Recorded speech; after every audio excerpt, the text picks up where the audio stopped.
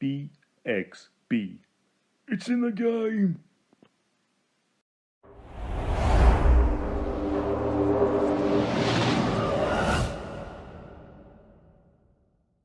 Hey guys, and welcome back to another one of my reviews, my off-the-cuff reviews done from a few notes and many hours of gameplay in this case.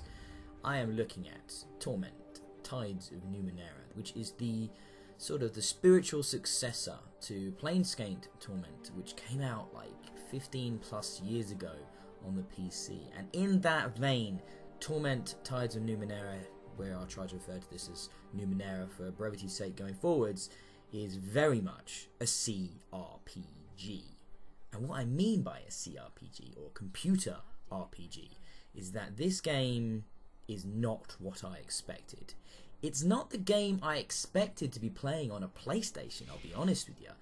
It's not the game I expect to see on any console. And this is released today on PC, PS4 and Xbox One.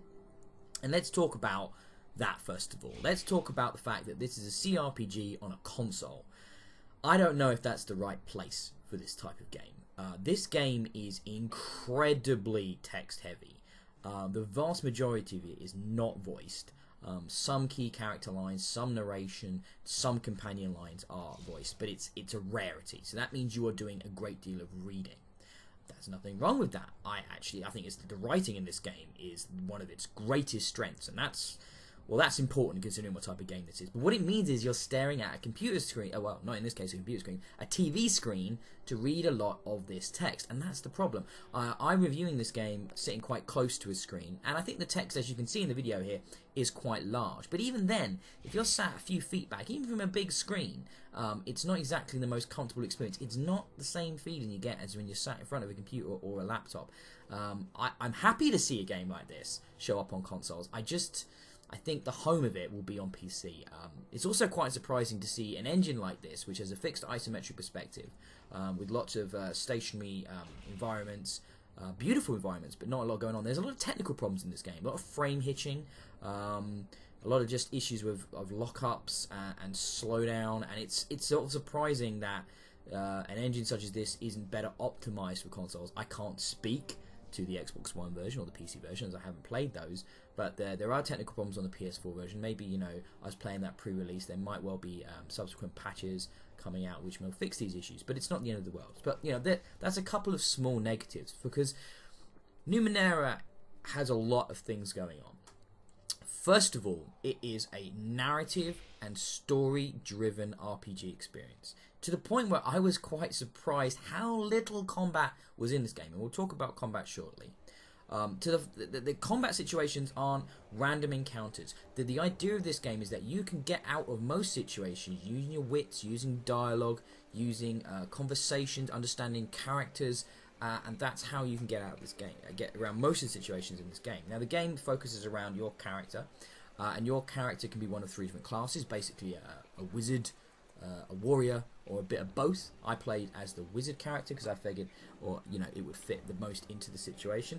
The problem is that this game is bewildering as all hell when you first start off. There is so much lore, there is so many specific terms that you've never heard before. You are thrown in at the deep end, and you just have to sort of read a lot and catch up and go through it. I found myself Googling this universe. I found myself looking it up to give myself a better context for the experience. This is not a bad thing. I found myself being drawn in. It reminded me of science fiction novels of the 50s and the 60s or earlier, Clarke's and Asimov's. These big, beautiful, crazy, complex sci-fi fantasy worlds that were a mixture of science fiction and fantasy concepts that, this world is built on many hundreds of dead civilizations. And the complex sort of crux of the game, the Numenera itself, are the artifacts in the world which are being repurposed for the civilization that has found itself here. You are the last cast off. You are this thing to do with this faceless god. I could spout at you all this lore and all these complexities, but I don't really see the point. The point of the game is discovering this world, is discovering these complexities, are delving into this world and this universe that is created here. It is based on a pen and paper RPG, though I hadn't heard of it. I'm not that well versed in the pen and paper RPG sort of stuff, but yeah, there is a lot of here. There is a lot of detail. It does beg multiple playthroughs because the amount of choices you have.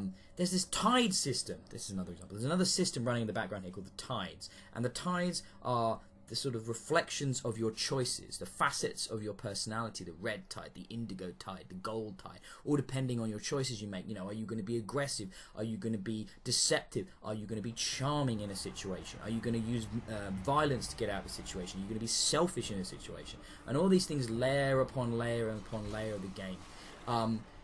You know, I think you should be aware going into this experience that, like I said many times now, it's an incredible amount of text, there's an incredible amount of dialogue, an incredible amount of reading in this game. I would have loved more voice acting, because when the voice acting is done, it's really, really good. And let's talk about the combat. The combat is this turn-based affair, and it only comes up sporadically. And most of the times, you can actually get out of combat or avoid combat entirely through choices that you make, through dialogue options that you choose. But when you are forced into combat, it's turn-based. You can use these artifacts that you've collected throughout your travels to, like, these one-off sort of special artifacts that can be used in various huge and devastating ways. Or, you know, you can fight in a more conventional manner with your swords and your shields and your other melee weapons and stuff like that, or your magical abilities. Because this world has a crazy combination of everything. It feels almost like there's too many ideas in this universe. Almost, it's bewildering, but also at the same time engaging. The game is all about the grey areas of life, the grey areas of choice. You're not necessarily this superhero in a central role. You're a character, you know, stuck in these RPG trappings that you find on computer, but it very much feels like that pen and paper nature of an RPG, where it's about you being a cog in this machine, being a small facet, and it's just about, you know, life, your experiences, and your death. And death in this game isn't even a final point. You die in this game and you go to a whole nother world, and you're kind of immortal, and you find out stuff there, and you can come back, and it's crazy. It's a crazy game. There are so many amazing ideas in here, and it's such a stunning world. I think the game looks okay, even if the animations aren't fantastic. I think the environments are great and do a lot to add to the storytelling aspects of the game. I really enjoyed my time with this game, and you're certainly going to get your money's worth. 40, 50, 60 hour playthrough easy would be achievable, and then you're going to want to do it more than once. You can play as male or female characters, that you don't get to choose the appearance. It's very much that character you pick is your character, and that's who you are playing as. I found a lot of the strong narrative decisions made by In Exile here were really brave. I think, like I said, the writing is its strongest suit. The combat, it feels fine, though it can lend itself to you getting ganged up on and ganked a bit and dealt with, and it can be kind of tough, especially as it doesn't happen very often. You find that when it does happen, you don't necessarily feel prepared. So you don't necessarily know, from the skills you've unlocked and the things you've unlocked and the traits you've unlocked and the abilities you've unlocked as you've been playing, you don't necessarily feel like you've got the best grasp on that situation when you do encounter it. However, that's not really what this game is about. This game is about thinking your way out of situations and dealing with situations like that. And because of that, I had such a great time with this. This really is an indie game at heart. It's rough around the edges, but it's got so much ambition, and I think it pulls off more than it misses, and it really succeeds in its writing and its engagement through those characters and those companions.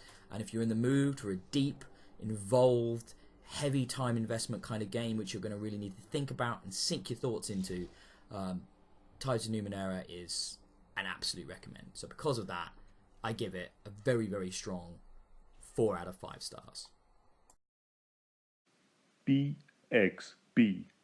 It's in the game.